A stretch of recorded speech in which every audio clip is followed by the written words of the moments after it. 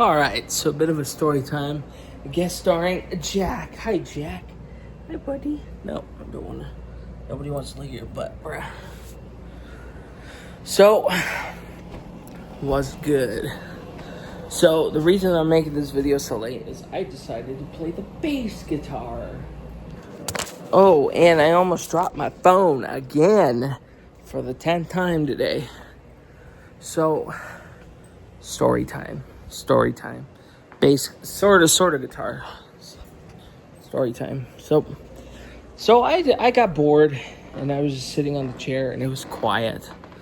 So then my grandma and my cousin, who I haven't seen in a while, come in the house. So I'm like, oh, okay. Haven't seen your face in a minute, but I didn't say anything. So I was just like, whatever, right? So I was like, you know what? I kind of want to play bass. So I decided to pull out the bass. And I got the bass. It's hanging out right here. And I was killing it. I was playing Polly. I was playing Injustice for All. And I was playing, it's funny because Motorhead, Ace of Spades is super easy. Like the notes are super easy. It's just, the actual timing is the difficult part. So, I'm still yay and nay on Motorhead, Ace of Spades. All of them, not all of them, are played on Rickenbacker. So the Nirvana Polly was played on a Gibson. It looks like a Thunderbird, but it's not. Chris Novoselic. And Justice for All, I actually don't know. It wasn't a Rickenbacker, but it was some kind of bass guitar. Jason Newsted.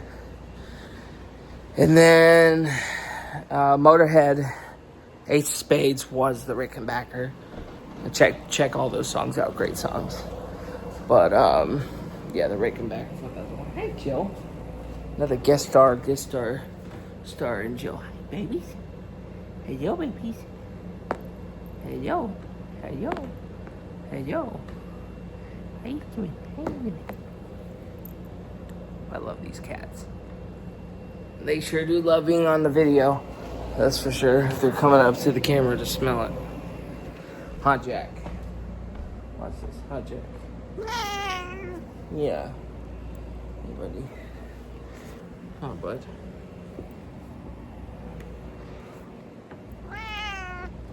Yeah, he's a good boy.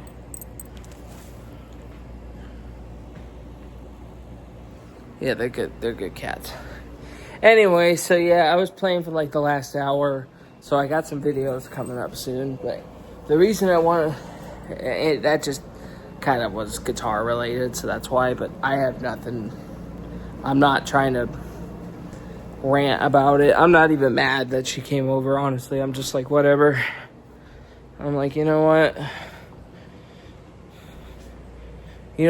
I don't know. I just wasn't even mad, honestly, which is kind of the first in a long time. But I didn't show any acknowledgement. I just played my bass.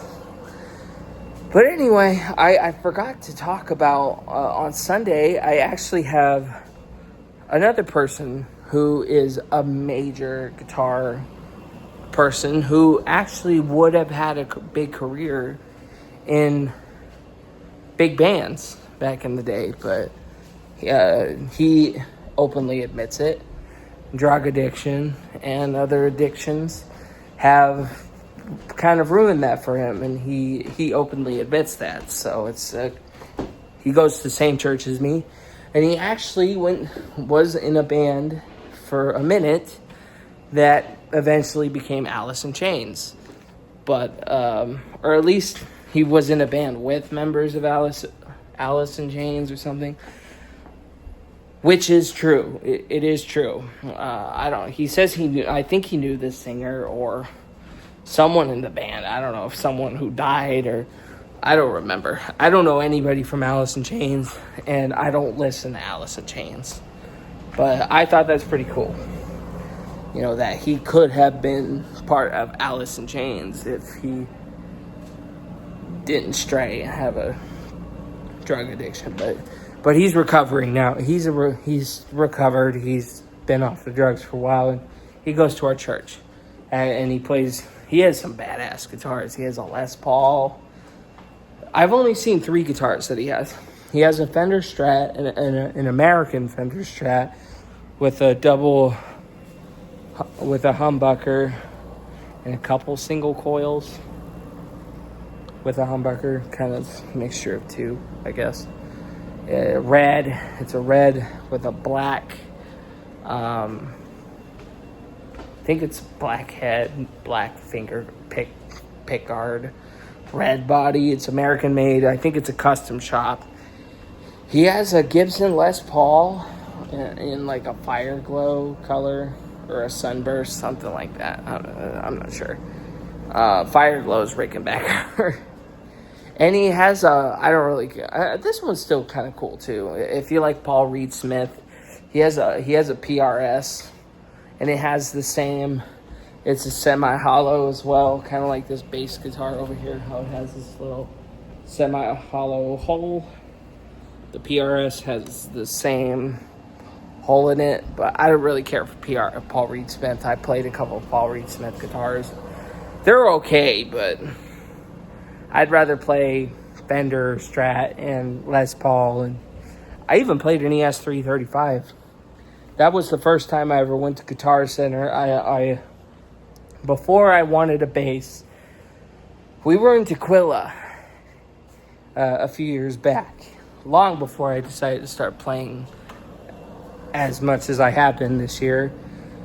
I didn't like my Fender for a bit. I did feel, I feel a lot better about it, but when I found out, it's kind of, I could say it, cause, people have their preferences, but don't judge me if I say this. Again, it's still a wonderfully made guitar, way better than Squier.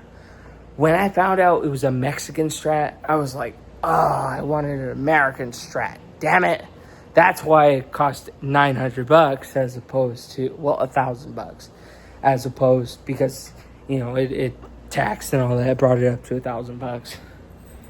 That's why it was so inexpensive, $1,000 compared to an American Strat that was almost $2,000. So I was like, they look the same, but why is one more expensive? But they're both equally compared from what people tell me as of the last year. So it kind of was like, you know what? Screw it. I still love my Fender. I don't even want to sell it now. Like I love that thing. It's a gem. I love it to death. But after I found out it was a Mexican Strat, again, it's not a racial thing, so don't take it as that. I just didn't think it was as good as the American-made ones. But I guess they're both on par. Some people say the Mexican Strats are even better. They don't even make them in Mexico anymore. Now they make them in somewhere else. The Players Strat, the Fender Players Strat, because that's the one I got, is the Player Strat. Now they have the Player 2, but it's not made in Mexico anymore. So for a minute, I was like, you know what? Screw the Fender Strat. I'm going to try to do it Les Paul. So for whatever dumb reason, I thought, I'm just going to try a Les Paul out. So when we were in Tequila, they had a shit ton of Les Pauls, both Epiphone and Gibson. But I wasn't going to do Epiphone. I was only going to do Gibson. And they had the ES-335.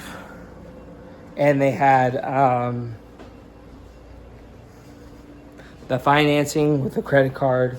I thought, okay, that's kind of cool. I'll try that, right? But again, I never got them because I wasn't even playing the fucking Strat. So I just didn't care to play it at the time. But, of course, obviously, over time after playing the Strat, I discovered, man, I think I'd be pretty good with bass. So obviously, I prefer bass more, but yeah, so obviously, I still love my Fender Strat, but I thought it's funny because I thought it was good with the fingers. But turns out I'm actually even better with the pick on bass, apparently. So, but yeah, here I am with the Rickenbacker. I'm not worried about getting a Les Paul or a 335 because my Fender is just as good. It sounds good. People prefer the Strat better, and it's on par with the American one. So, it sounds amazing. It plays wonderfully. It looks wonderful.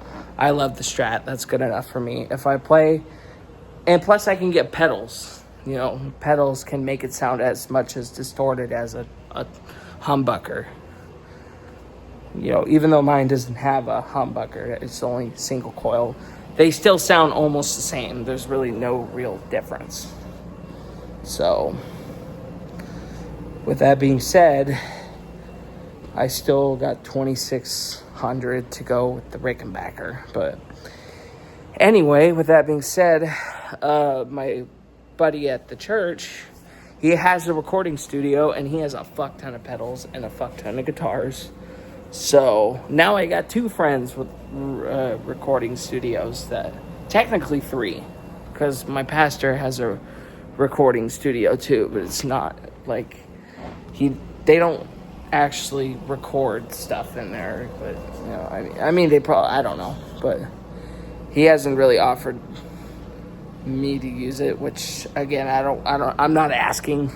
They just offer it to me. I have one friend named RJ, or not RJ, Robert. He goes by RJ on his social media, but Robert. And he has a fucking badass recording studio. And he has a bunch of guitars. He wants to sell me a bass guitar, but I'm trying to get the Rickenbacker first. It's really nice, though. I'm not going to lie. And now I got Derek, who offered me to use his recording studio whenever, and he might actually, I don't know if he's still in contact with any of the band people or whatever, but if there's a way I can get in the music business myself, but I'm not going to count on that, really. It's a far-fetched dream. So with that being said, yeah, but I'm still on the road to get the Rickenbacker. It's going to be a while. Baby steps. Again, I'm thinking too far ahead. But yeah, I just wanted to talk about that cool story that I know a guy who knows a guy who knows... Well, who knows a guy? I know a guy who knows a guy who was in Alice in Chains. What? No.